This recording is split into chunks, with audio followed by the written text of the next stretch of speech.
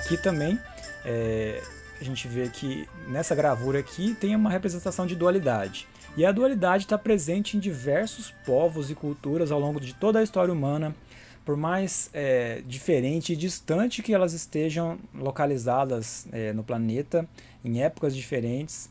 A gente tem tanto na religião quanto nos símbolos de ocultismo, em parte de arquitetura, de medicina, de política, de tudo isso, e principalmente essa representação a gente vê nas artes. Né? Então aqui nessa gravura a gente vê uma mulher, né, representada aqui na parte alta, e aqui ela tocando a estrela como a parte mais elevada, né? Aqui você tem o Sol e aqui você tem a Lua com cores diferentes, né? O Sol com as cores mais quentes, cores mais vivas, mais avermelhadas, laranjadas, amarela, e aqui a Lua com cores mais escuras, cores azuladas.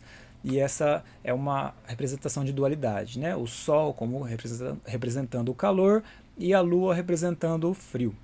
E aqui você tem a mulher tocando as estrelas, representando a vida, e aqui as caveiras representando a morte. Né? Então, esse é só um exemplo, mas existem diversos outros exemplos. Aqui a gente tem Shiva e Shakti representados dentro da mesma pessoa. Você tem aqui o arquétipo masculino, representado por Shiva, né? E aqui está representado com cores azuladas, né? E com a perna dobrada, e aqui Shakti representada com o movimento de dança, o movimento com os membros abertos, né? A perna esquerda aberta, e aqui o arquétipo masculino com a perna fechada. Ou seja, um está em estado de meditação, em silêncio, em repouso, dobrado, estático, e a outra está em arquétipo de dança, de movimento.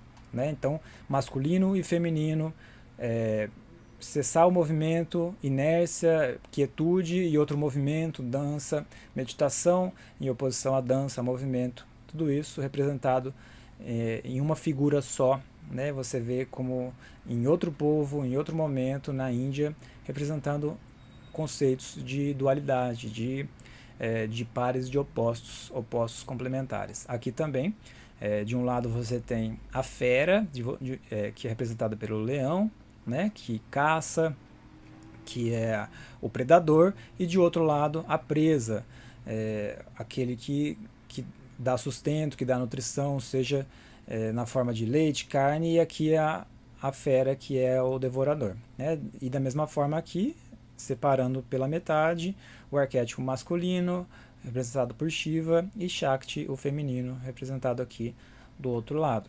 De um lado você tem a flor de lótus, representado elevação espiritual, e de outro o tridente, representado a destruição. Né? Então essa é uma representação, representações de arquétipos. Aqui temos o Krishna e a Radha no balanço, e você tem também a mesma coisa, representação homem, mulher, dualidade, masculino, feminino. Como é que eu sei que é o Krishna? Porque tem uma flautinha aqui na mão dele. E a flauta também é uma representação do masculino, que é o símbolo fálico, né? O símbolo de bastão também é um arquétipo bem masculino. Aqui, aquela gravura anterior, né? De forma expandida para vocês terem a visão completa da figura. Lua representando o frio, Sol representando o calor, né? E opostos, seja de cores escuras e azuis, e aqui cores vermelhas, cores quentes, cores frias, né? Aqui em cima representando a vida, e aqui embaixo com as caveiras a morte. Aqui também, dentro do ocultismo, né, a figura emblemática do Baphomet, representando diversas coisas e conceitos muito claros de opostos, né? Seja pela lua, que aqui você tem uma lua escura, aqui uma lua clara, como noite, dia. Você tem o chifre representando o aspecto masculino, os seios representando o aspecto feminino, aqui o encontro das duas cobras, aqui uma cobra branca e outra cobra mais escura, né? Representado aqui, e o bastão também com o arquétipo masculino, o encontro dos pares de opostos aqui também, de um lado solve, do outro coagula, dissolver, ou seja, se misturar, se dissolver, o ar, né, a água, o elemento água se dissolvendo na atmosfera, ou o elemento água se coagulando no aspecto de congelamento, de solidificação, né?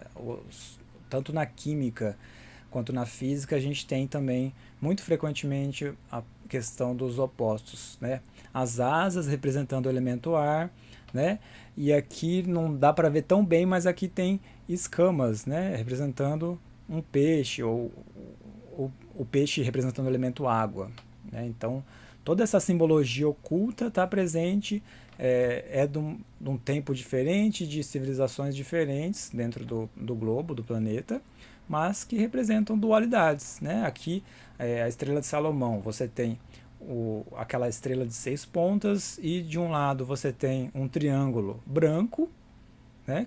que é representado aqui, como vocês estão vendo, e de outro um triângulo escuro, né? Então a mesma coisa, o preto, o escuro, o claro e o escuro, masculino, feminino, um que parece uma miragem, né? Que é uma imagem, um espelho, e a outra que é a realidade.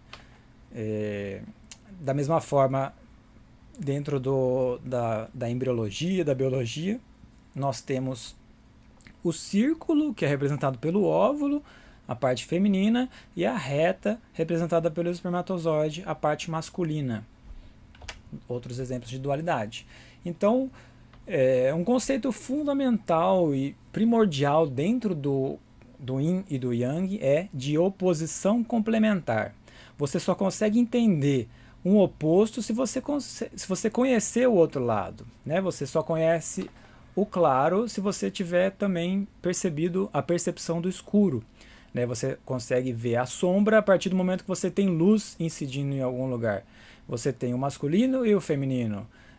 Se só tivesse masculino, você não saberia o que é feminino, então você tem que conhecer os dois lados.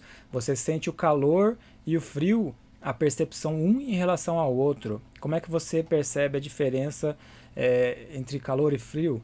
O fogo, você tem o fogo e você sente o calor, mas ao mesmo tempo, quando você sai do fogo, você sente o ambiente frio, né? Então são polaridades, tudo isso é a oposição complementar, né? Você tem verão e inverno, são opostos. Você tem aspectos de macio e de áspero, a expansão e a contração. No coração a gente tem sístole e diástole. A sístole é a contração do coração e a diástole é o relaxamento. Você tem reta e a curva. Você tem ordem e desordem, o racional e o criativo, dar e receber, inspirar e expirar. Você tem um movimento ou a inércia, você tem sono e vigília, e por aí vai. É infinito a quantidade de exemplos que a gente tem, né? E na figura aqui, mesma história, coloquei o arquétipo masculino e feminino, a cor azul e a outra mais clara, né? E aqui nessa imagem, para a gente ver, para a gente entender, para a gente começar a explorar um pouquinho sobre o Yin e o Yang, qual que é o erro dessa imagem, desse desenho aqui. Dentro do Yin e do Yang, a parte preta representa o Yin, que é a sombra, que é o escuro. Ou seja, se a Lua representa o Yin, não faz sentido ela ficar no mesmo lado do que o escuro, que já é o Yin. Ou seja, aqui deveria ter o oposto dele, né? Ou seja, o Yin e o Yang é o equilíbrio de opostos, né? Você tem o Yin representado em preto aqui, escuro, e aqui você deveria ter o claro em oposição a ele, né? Mas ao contrário disso, o Sol está aqui. E aqui o claro é o Yang, ou seja, você tem 2 Yangs em um local e 2 Yins em outro. E na verdade a representação do Yin e do Yang, você tem o claro e uma semente do oposto aqui, e o escuro e uma semente do oposto claro aqui, né? Então essa imagem aqui está representativamente, em termos de Yin e Yang, está inadequada, não se aplica se você estiver falando de Yin e Yang no conceito tradicional da palavra. Então aqui, para quem ainda não me conhece, meu nome é Alfio Sampieri, eu sou médico, sou especialista em acupuntura, esse é o meu Instagram, segue lá. Se você curtiu esse vídeo, compartilhe ele com quem você acha que vai se interessar sobre esse assunto. Comente aqui embaixo, tudo isso ajuda o canal a crescer. Curta o vídeo, se inscreva no canal, deixa sua mensagem aí, tudo isso vai ajudar o canal a crescer e a gente postar cada vez mais vídeos, né, desse tipo dentro do canal. Se você gosta desses vídeos, escreva aqui embaixo, compartilhe, que tudo isso dá uma força para a gente continuar partilhando esse conhecimento com vocês. Espero que vocês tenham gostado. Um grande abraço e até a próxima.